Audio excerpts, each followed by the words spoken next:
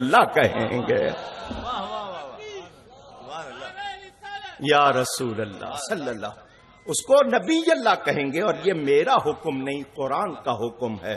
لا تجعلوا دعاء الرسول، جس طرح آپس میں ایک دوسرے کو پکارتے ہو، میرے نبی کو اس طرح نہ پکارنا. سب کو لکھنا پڑا، انہیں یا محمد کہہ کے نہ پکارنا، جب بھی پکارنا یا رسول اللہ کہہ کے پکارنا صلی اللہ علیہ وسلم. مجھے پورے قرآن میں 6666 آیتیں بتائی جاتی ہیں. میرے اس جملے سے شک میں نہ پڑ جائیے گا. میں نے کہا بتائی جاتی ہیں، یہ نہیں کہا کہ ہیں. آیتیں گنتی میں فرق ہے. کسی نے کہیں وقف مانا ہے، کسی نے کہیں وقف نہیں مانا، اس لیے گنتی میں فرق ہے.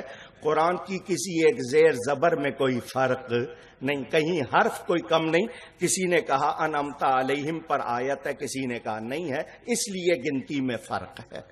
پورا قرآن پڑھ لیجئے، یا آدم، یا نوح، یا ابراہیم، یا موسیٰ، یا عیسیٰ، پورے قرآن میں کہیں یا محمد نہیں کہا گیا.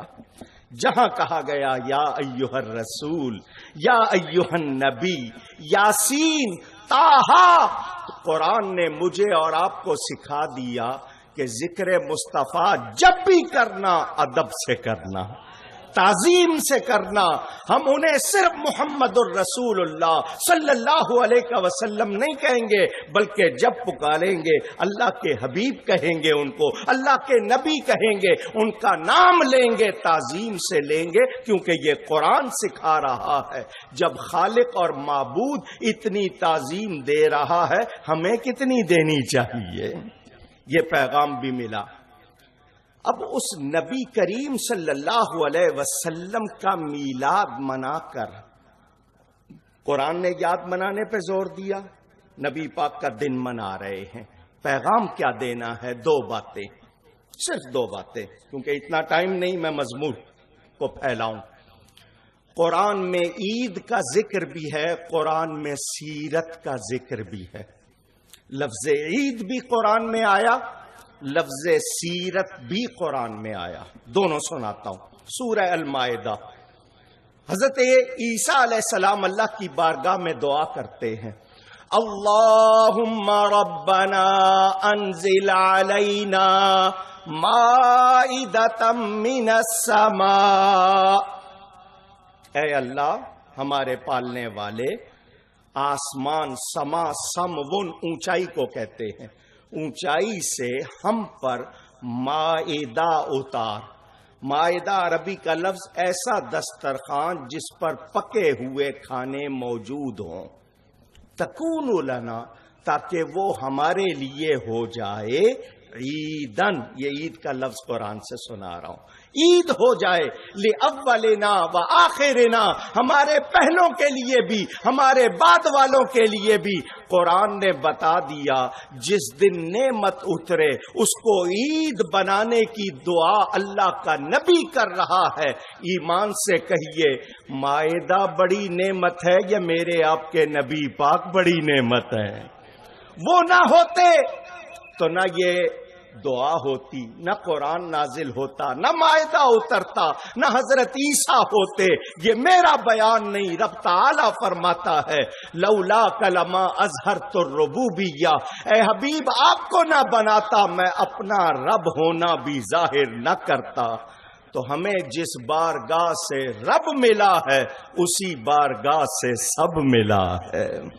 نبی پاک صلی اللہ علیہ وآلہ وسلم اللہ کی سب سے بڑی نعمت. تو جس دن وہ تشریف لائے وہ دن صرف عید نہیں بلکہ سب سے بڑی عید ہے. آپ سمجھتے ہوں گے شاید صرف پاکستان میں منائی جاتی ہے، ہندوستان میں منائی جاتی ہے. یہ چند لوگ ہیں میلاد منانے والے. 24 ملکوں میں باقاعدہ چھٹی ہوتی ہے عید میلاد النبی کی، قومی سطح پر منایا جاتا ہے. اور اب تک میں ذاتی طور پر 42 ملکوں میں شرکت کر چکا ہوں. مجھے یہ نہیں بتانا کہ میں نے اتنا سفر کیا، صرف یہ بتانا کہ 42 ملکوں میں میلاد کی محفلیں بچش میں خود دیکھ چکا ہوں۔ موریشس میں یوم النبی سرکاری طور پر منایا جاتا ہے، ساؤتھ افریقہ میں، جرمنی میں، اسپین، نہیں آپ کے بروکلن کا علاقہ نیو یارک میں 3 جلوس نکلتے ہیں، جرسی سٹی میں الگ نکلتا ہے، ہیوسٹن میں الگ نکلتا ہے، کیلیفورنیا میں الگ نکلتا ہے، جہاں جہاں نئی عرب والے مدینہ منورہ میں عید میلاد النبی کے موقع پر اس رات میں کم از کم 100 محفل ہوتی ہے۔ اب یہ ہے کہ وہ سرکاری طور پر نہیں وہاں مناتے، لیکن محبت والے جہاں بھی ہیں اور وہ کیا کیا اس میں پڑھتے ہیں اور کرتے ہیں۔ ذکی یمانی بڑے مشہور تھے، پیٹرولیم کے وزیر تھے، پروفیسر صاحب تو شعبہ پیٹرولیم کے یہاں سربراہ، وہ وزیر تھے، 1200 دمبا وہ اس دن ذبح کرتے تھے۔ تو منانے والے ساری دنیا میں منا رہے ہیں، اور منا کے کیا کر رہے ہیں؟ وہ میرے نبی پر کوئی احسان نہیں کر رہے، اپنی جھولیاں بھر رہے۔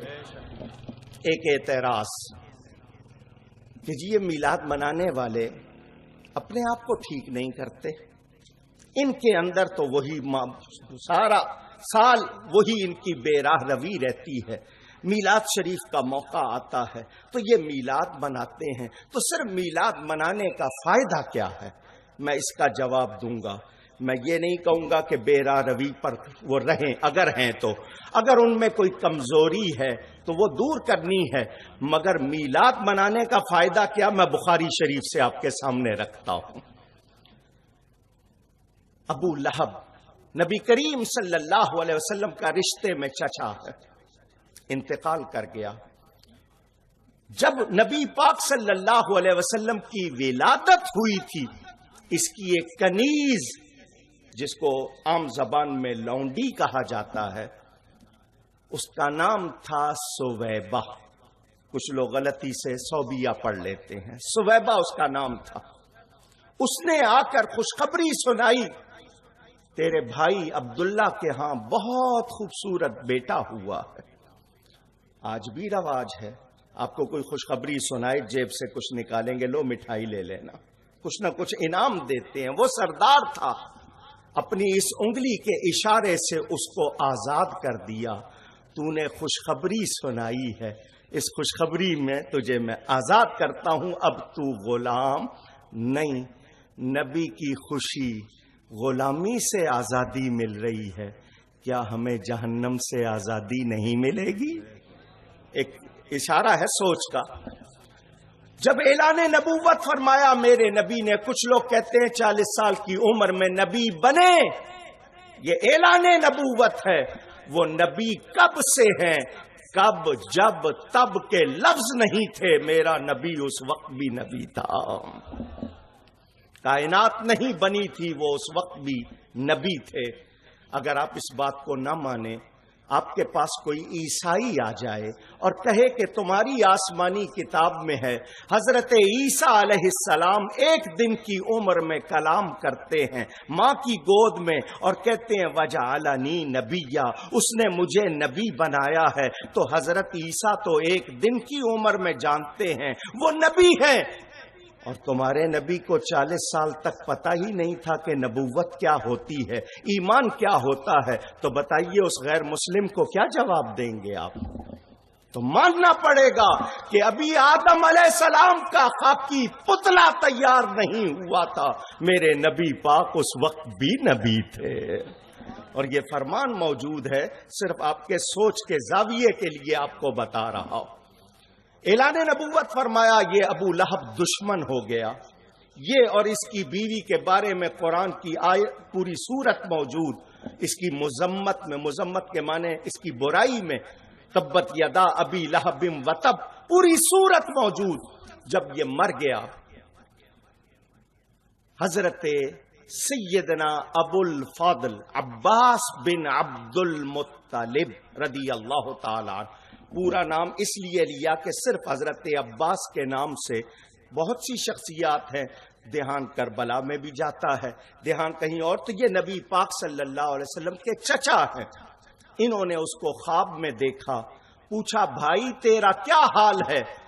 روایت بخاری میں موجود، وہ کہتا ہے کاش ان پر ایمان لے آتا، ہر وقت عذاب میں ہوں، مگر بھائی جب پیر کا دن آتا ہے اور وہ گھڑی آتی ہے جب سویبہ نے ان کی ولادت کی خوشخبری سنائی تھی اور میں نے اپنی اس انگلی کے اشارے سے اسے آزاد کیا تھا، میری اس انگلی سے ایک چشمہ جاری ہوتا ہے، ہر پیر کو اس کو منہ میں رکھ کے چوستا ہوں، میرے عذاب میں کمی ہو جاتی ہے۔ شارحین حدیث کی شرح کرنے والے، بالخصوص حضرت شاہ عبدالحق محدث دہلوی، جن کے بارے میں تمام علماء کہتے ہیں